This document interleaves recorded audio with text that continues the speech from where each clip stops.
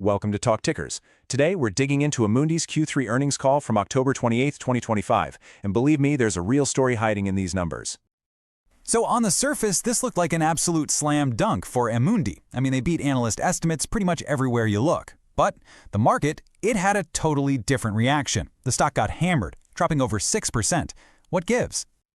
So you've got this huge disconnect, right? It's a real paradox. A strong beat like that should send the stock soaring, not tanking. So the big question is, what on earth did the market see that the headlines missed? Well, we're going to peel back the layers and figure out exactly what spooked investors. All right, so first things first, let's just look at the numbers, the good stuff. These are the headline results that on paper should have made everyone happy. First up, adjusted earnings per share. It came in at a really solid €1.65. That's a nice clean beat against what the analysts were expecting. Then you've got net revenue. That also came in strong at €815 million. Again, comfortably ahead of projections. And hey, that's up almost 5% from last year, which is nothing to sneeze at. And to complete the picture, let's talk assets under management, or AUM. They hit a new all-time record. We're talking almost €2.32 trillion, and that was driven by some really strong inflows. And look, the really wild part is just how clean this beat was. It wasn't just one thing. Amundi beat consensus on every single key metric the street cares about. We're talking EPS, revenue, net inflows, the whole shebang. So you've got this perfect report card, which makes that 6% drop even more of a head-scratcher.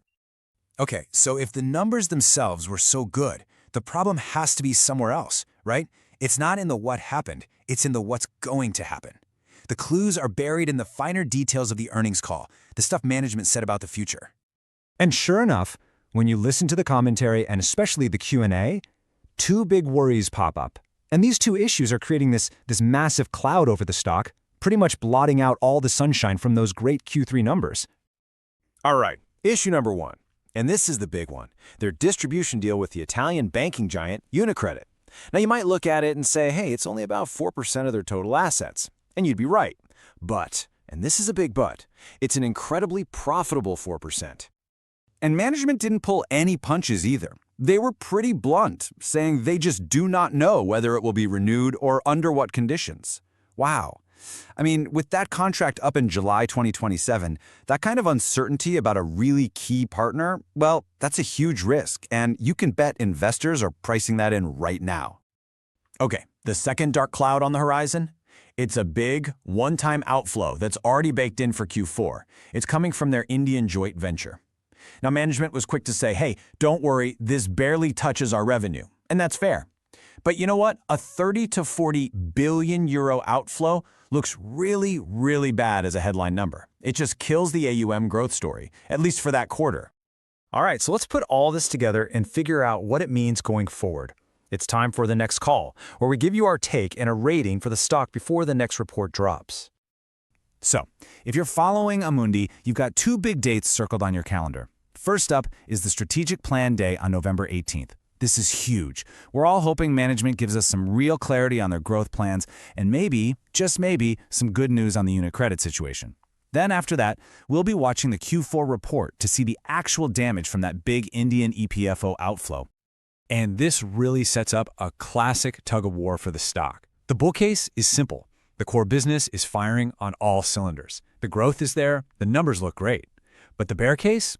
Well, it's just as strong. That huge question mark over UniCredit is like an anchor, just dragging the stock down.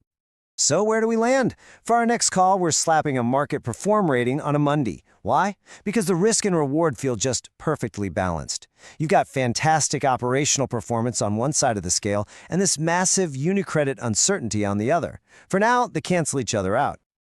All right, let's wrap this up. What's the one big takeaway here? What's the one question you need to keep in mind when you think about Amundi over the next few years? Really, it all boils down to this. Can Amundi's other growth engines, we're talking Asia, ETFs, their awesome technology platform, can they ramp up fast enough to make the company partner agnostic by 2028? In other words, can they get so strong that losing a partner, even a big one like UniCredit, becomes just a bump in the road instead of a total disaster? This is not financial advice.